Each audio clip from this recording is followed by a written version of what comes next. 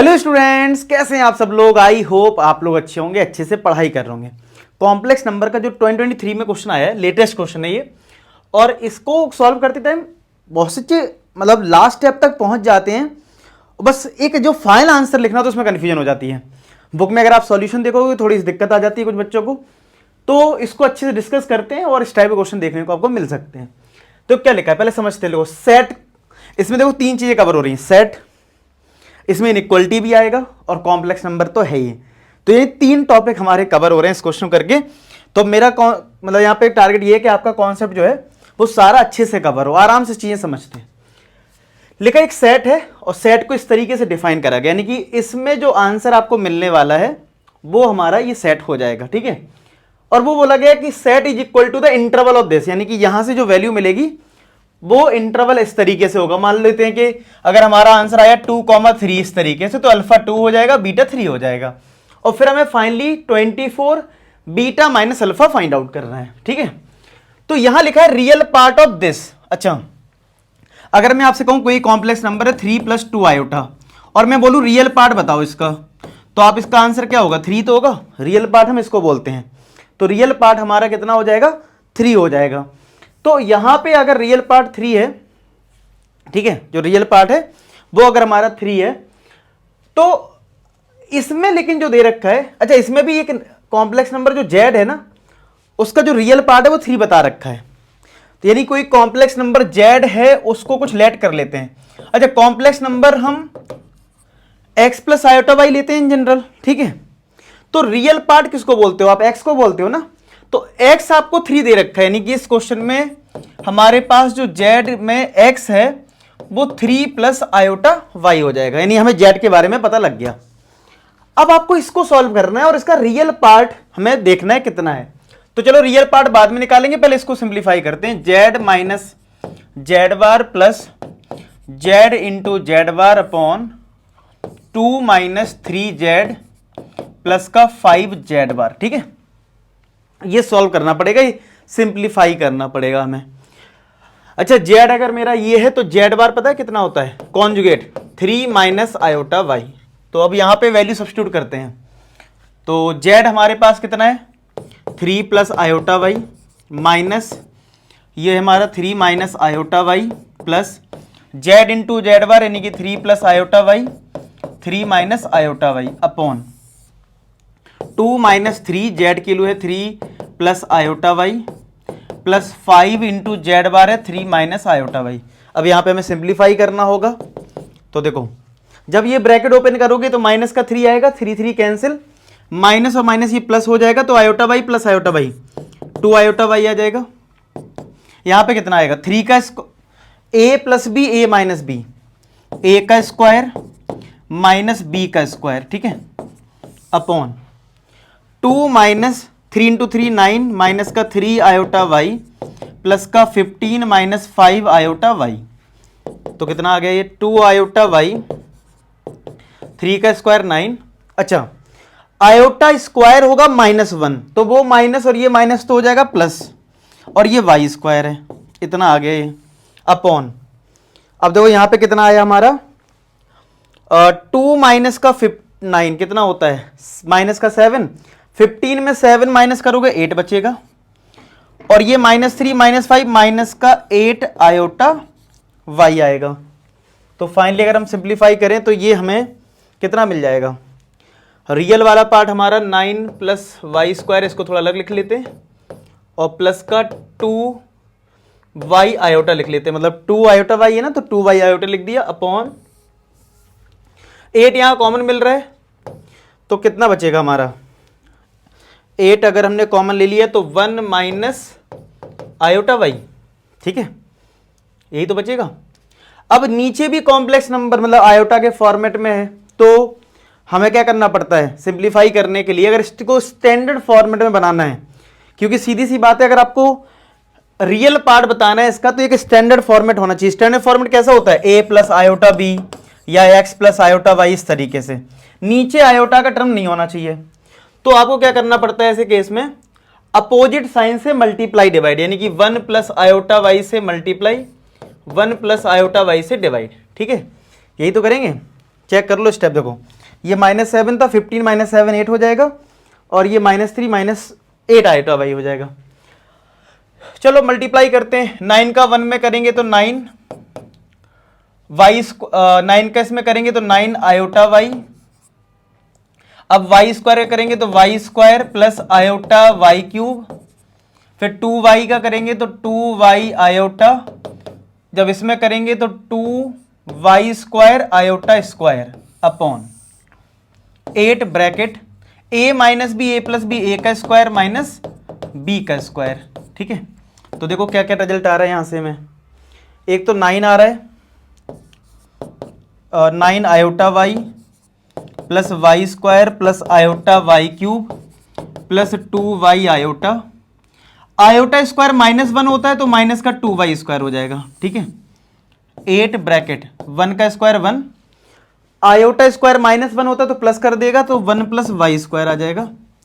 अब ऊपर वाले में रियल पार्ट कौन सा है, 9 है, तो 9 को अलग कर लो, और ये तो आयोटा अलग कर दो, y स्क्वायर, और यहां पे जिसमें आई नहीं है ये माइनस का 2y स्क्वायर, ये एक साथ कर लो, और इसमें और इसमें इन तीन टर्म में आयोटा कॉमन ले लो, तो कितना आएगा 9y, यहां पे आयोटा कॉमन लिया तो y क्यूब, यहां पे आयोटा कॉमन लिया तो 2y, यही आएगा अपॉन 8 ब्रैकेट 1 + y स्क्वायर। ठीक है, इतना समझ में आया, चेक करो।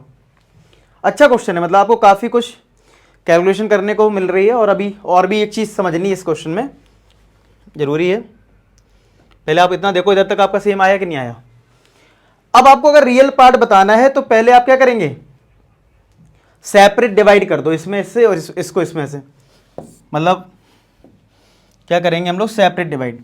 देखो 9 + y स्क्वायर - 2y स्क्वायर, तो ये 9 - y स्क्वायर हो जाएगा ना, ये सॉल्व होके, तो 9 - y स्क्वायर में डिवाइड कर रहे हैं किससे, 8 ब्रैकेट 1 + y स्क्वायर से। ठीक है, प्लस आयोटा ब्रैकेट, ऐसे इधर 9y है तुम्हारा और ये 2y है, यानी 11y plus y cube upon divide कर दिया 8 + 1 + y स्क्वायर से। ठीक है, तो फाइनली हमारा ये वाला जो पार्ट था ये सॉल्व होके इतना आ गया।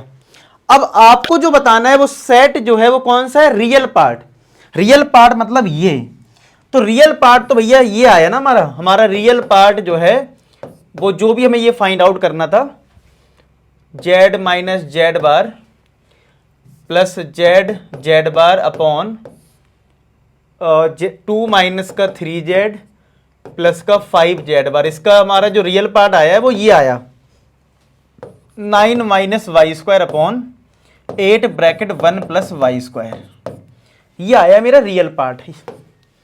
अब दिक्कत यहां पे आती, मैं देखता हूं स्टूडेंट यहां तक कर लेता है कि ठीक है, अब ये पूछना क्या चाह रहा है कि रियल पार्ट आ गया हमारा आंसर, अब ये पूछना क्या चाह रहा है। अब देखो यहां समझो, लिखा है the set this is equal to this interval, यानी कि जो सेट है, जो भी यहां पे वैल्यूज हैं, यहां पे कह सकते हो यहां पे जो वैल्यू है वो कहां से कहां तक जा सकते हैं, यही मतलब है, मतलब कहां। अब देखो सीधी बात है, ये वाली जो वैल्यू है वो कहीं ना कहीं किस पे डिपेंडेंट है, आप ध्यान से देखो, सिर्फ y पे, चाहे z हो चाहे z बार हो, वो कहीं ना कहीं किस पे डिपेंडेंट है, y पे।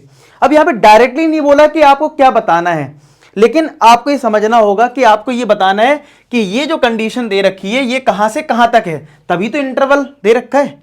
और जब भी इंटरवल आता है कोई, तो इसका मतलब मिनिमम और मैक्सिमम की बात होती है, और मिनिमम और मैक्सिमम का मतलब क्या होता है, रेंज। क्या मतलब होता है कि रेंज पूछा है आपसे, यानी आप कह सकते हो इसका तुम्हें रेंज फाइंड आउट करना है इस फंक्शन का। तो एक काम करता हूं, मैं इसको f(x) लिख लेता हूं और अब y की जगह x कर देता हूं, क्योंकि आपको x में ज्यादा समझ में आता है। तो मैं थोड़ी देर के लिए y को माइंड में मान ले रहा हूं x है, ठीक है, क्योंकि हम फंक्शन को इस तरीके से x के फॉर्मेट में लिखते हैं। आप ये समझ लो कि आपको इसकी रेंज बतानी, क्या बतानी है, इस फंक्शन जो इधर आया है उसकी रेंज बतानी है। तो यहां पे देखो रेंज का भी कॉन्सेप्ट आ गया, इनइक्वालिटी का भी क्वेश्चन आ गया, मतलब इसमें भी इनइक्वालिटी भी आएगा, अभी रेंज आ चुका है, फंक्शन भी घुस गया। ठीक है, अब आ जाओ, अब बस एक चीज बची है कि तुम्हें इसका रेंज बताना है। पहले बात समझ में आई? रेंज क्यों निकाल रहे हैं? क्योंकि इसमें बोला सेट जो है वो इक्वल टू दिस इंटरवल है। दिस इंटरवल का मतलब इसकी रेंज दे रखी है, मिनिमम और मैक्सिमम, इसलिए हम ऐसा कर रहे हैं। ठीक है, तो अब मैंने y को अगर x थोड़ी देर के लिए मान लिया है और अब मैं आपसे बोलूं कि इस फंक्शन की आप रेंज बताओ, तो रेंज का आपने कॉन्सेप्ट सीखा होगा। क्या सीखा है?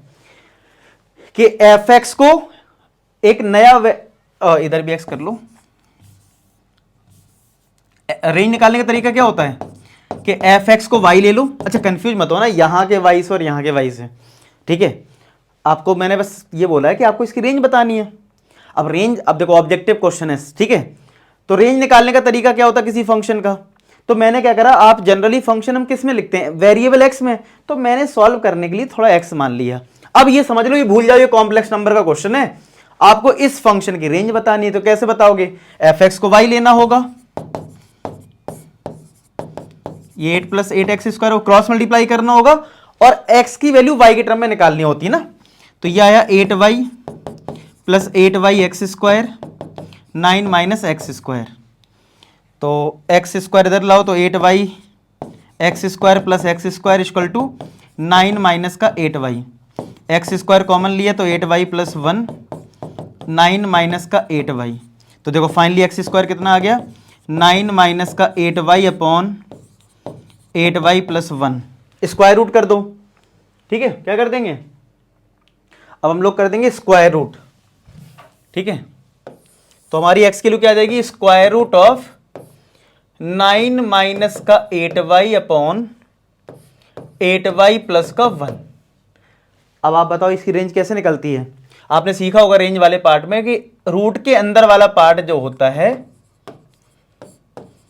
वो ग्रेटर देन इक्वल टू 0 होता है, लेकिन यहां पे वेरिएबल नेगेटिव है तो माइनस से मल्टीप्लाई करना होगा। आपने इक्वलिटी सीखा होगा ये, तो माइनस से मल्टीप्लाई करा तो 8y आ गया, ये माइनस का 9 आ गया अपॉन 8y + 1 हो गया और ये लेस देन इक्वल टू 0 हो गया। क्या हो गया?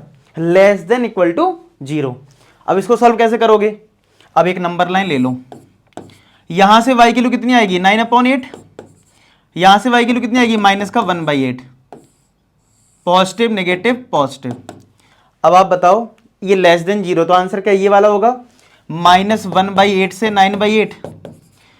लेकिन -1/8 पे ओपन ब्रैकेट रहेगा क्योंकि नीचे वाला टर्म जो 0 नहीं हो सकता है, तो ये ओपन ब्रैकेट में, ये क्लोज ब्रैकेट में। तो देखो ऐसी तो आपको दे रखा था कि इसकी जो रेंज है वो अल्फा बीटा है, यहां पे क्लोज ब्रैकेट, यहां पे ओपन। क्या सेम आ गया? तो इससे कह सकते हो ना कि अल्फा -1/8 है और बीटा तुम्हारा 9/8 है। अल्फा बीटा आ गया। अब क्या निकालना था? हमें निकालना था 24 बीटा माइनस अल्फा। तो 24 बीटा हमारा है 9/8 माइनस अल्फा है -1/8, तो प्लस का हो जाएगा 1/8। तो 24 × 10/8, 8 3 जा 24, 3 × 10 करेंगे 30 आंसर आ जाएगा। कितना आ जाएगा? 30। आप समझ रहे हो? इसमें तुम्हारा देखा जाए कॉम्प्लेक्स नंबर भी कवर हो गया, फंक्शन भी कवर हो गया, फंक्शन के अंदर डोमेन रेंज भी कवर हो गया और इनइक्वालिटी भी कवर हो गया। ऐसा बेस्ट क्वेश्चन मैं आपके लिए लेके आया हूं, लेटेस्ट था। उम्मीद करता हूं ये क्वेश्चन समझ में आया हो। ठीक है, और आपने अच्छे सॉल्व किया हो मेरे साथ। बाकी ऐसी वीडियो आपको मिलते रहेंगे इस चैनल पे, चैनल को सब्सक्राइब कर लेना। मिलते हैं नेक्स्ट वीडियो में, तब तक अपना ख्याल रखें, पढ़ाई करते रहें। लास्ट में एक ही बात बोलूंगा कि आप सभी सफल हो। धन्यवाद।